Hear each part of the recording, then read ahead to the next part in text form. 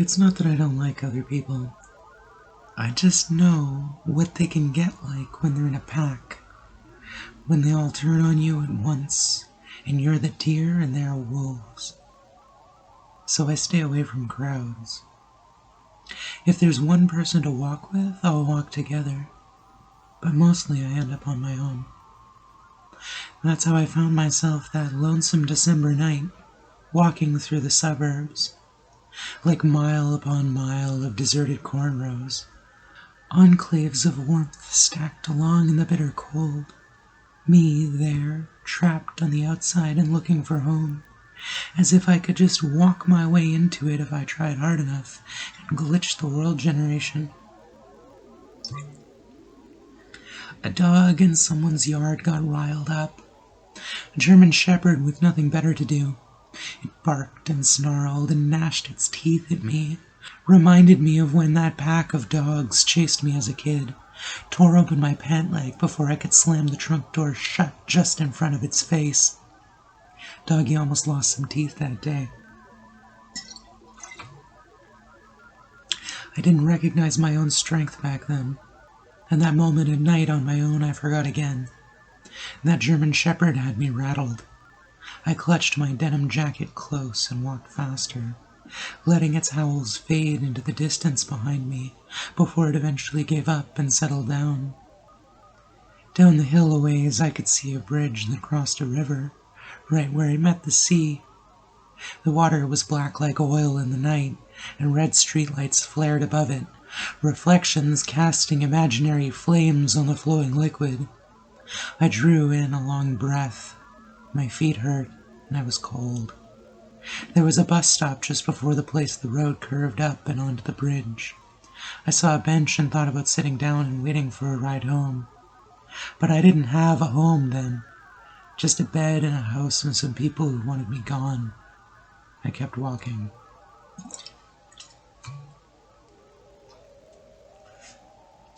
Heather texted me earlier that night about revelation and enlightenment, about how each of us are God, or maybe she was saying I was God, or that she was God.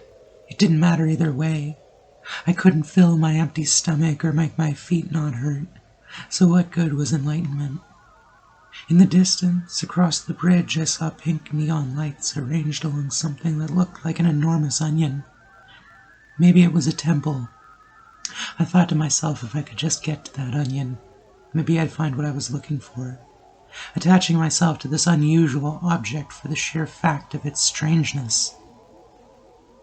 I came up to the bridge, 2 narrow sidewalks on either side of 6 lanes of traffic. I thought it was dangerous to walk along.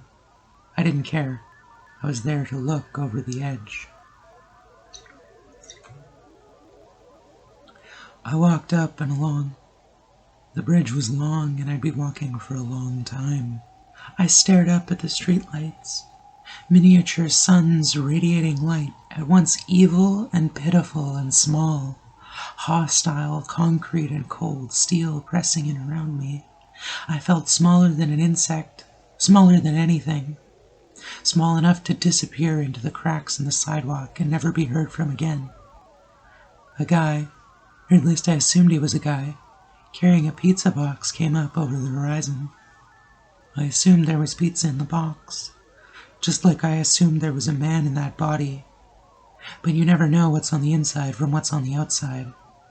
Just like how inside me there was only hunger.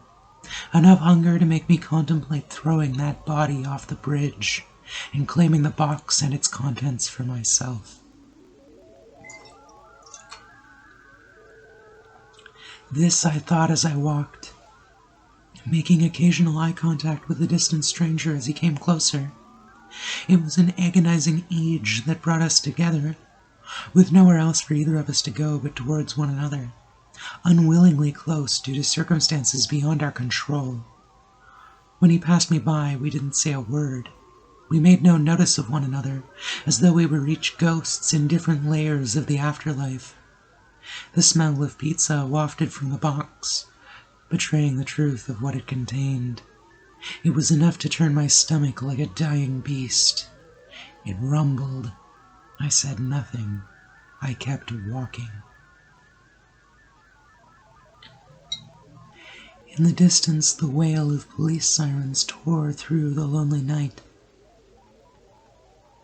A nook in the railing opened, not enough for a bench, or even for more than a single person, but a tiny relief from the narrow sidewalk.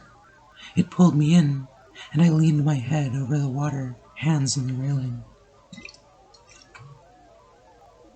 I looked into the dark and wondered if I should go there, if I should let it pull me all the way in and take me to the sea. Maybe somewhere down there was a city of sea sirens, and maybe if I was lucky they'd let me be one of them, and bask in the light at the bottom of the ocean, in the city of light built on choking black mud. I hopped up on the railing and sat there, thinking and wondering, hoping for clarity. I stared at the black water and listened to it gurgle and flow and squirm like so many eels.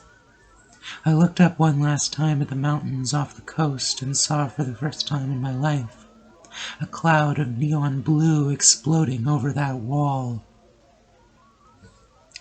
The glow of the city was drowned by the intensity of this cloud bank as it broke over the snow-covered peaks.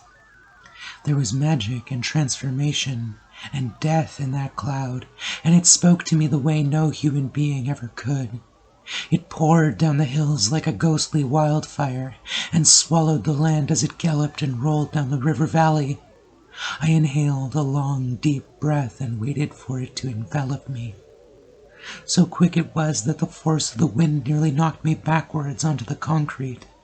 I held fast and stared up at the sky, watching the stars find company in numerous sparks of blue-green, and quickly drown in this radiance as it erupted from the river valley and out onto the sea. All around me the world was aglow. I could see nothing past the alcove at the edge of the bridge. I reached out my hand to catch whatever snow fell in clumps around me and screamed with vivid radiance at the world. What I caught looked like clumps of snow, the kind made of numerous snowflakes all forming together, like some kind of hideous snow cancer. But it wasn't cold, and it didn't melt. It was soft, softer than down, softer than a kitten. It clung to me gently, and I could see the luminance it cast within my palm. I cradled it with wonder in my own two shaking hands. It was too soft and too gentle for my tiny hands to protect it, and in a moment I let it slip between my fingers to drift down towards the water below. There in the dark I saw the lights carried by the current to the sea.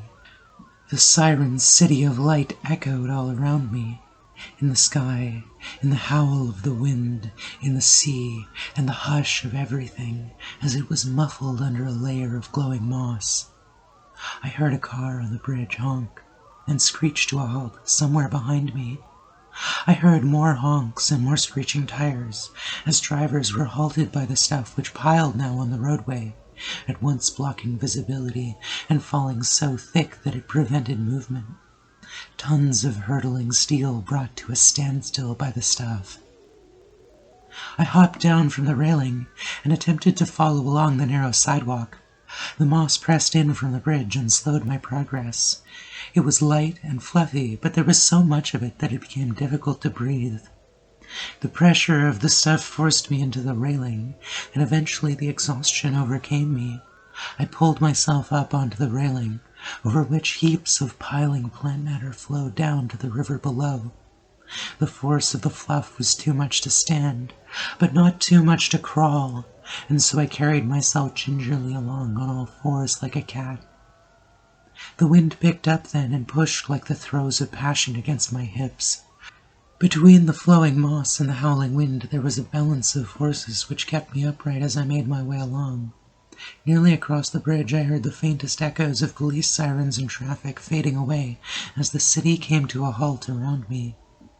The storm continued its assault, piling ever more fluff upon the city, foot by foot until the first story of every house was obscured completely, with no sign of ceasing by the time I reached the other end of the bridge. The bridge was full to the rim with moss, but it couldn't pile any higher than that, with the overflow spilling through and over the railing. Beyond that, though, the city was buried. I stood for a long while, waterfall of light below me and luminous wall ahead, contemplating what I should do. Eventually, I put up my jacket hood and pushed myself into the froth. It was difficult to walk through, but not impossible.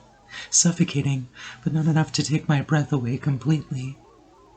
I searched and groped through the street for a ladder or a staircase, anything that could offer me a way to higher ground.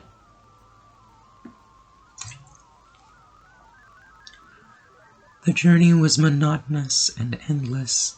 I saw nothing but light and felt only the softness and warmth of the moss around me on all sides. It was at once comforting, serene, and threateningly calm, its influence on my consciousness like inhaling ether. It intoxicated and threatened to take me away forever all at once. The siren song of death and pure peace, all in one breath.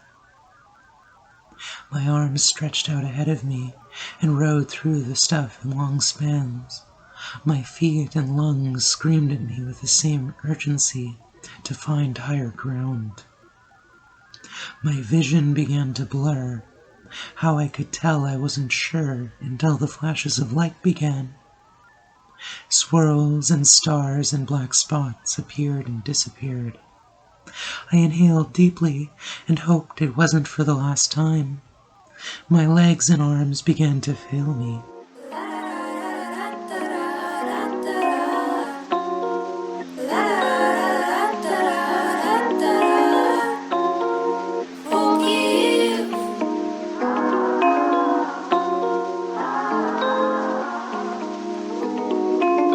Forgive me if I have sinned, baby. Been a while since I have gotten away lately. Up and down the stairs, wishing someone would care if I dropped off the face of the earth. I light my incense to let the smoke float through the air. Find my mirror, brush out some knots and go to braid my hair. He hated it when I was in my element. Now I'm more periodic than a table. Touch my crystals, I feel better knowing I never let you ruin my life. No more hands on my thighs. Forgive me if I have sinned. Forgive me if I have let you grab a hold onto my life. But to me you're more dead than alive. Forgive me if I feel the need to say sorry to you, and maybe I'll miss your hands on me, even though you should have said sorry. My cleanse, my purge in your aura is freeing me. Cards in the deck that you're telling me. Three of swords. My co-star is telling me off. Forgive me if I fall in love with myself. In love with myself. I have a problem with saying no, because it's much too hard to say. And you play a part of my psyche, the aperture to the lens I see. The world's so much scarier than my mother told me. Ooh. To keep my head up high during my retrograde, and when my grandma fast, it's because she feels something holy. All of my extensions and my flesh, they make me feel alive. Yeah, my father's proud and my brother's tired of seeing me like this. Forgive me if I have sinned, baby. Been a while since I have gotten away lately. Up and down the stairs, wishing someone would care if I dropped off the face of the earth. If I dropped off the face of the earth.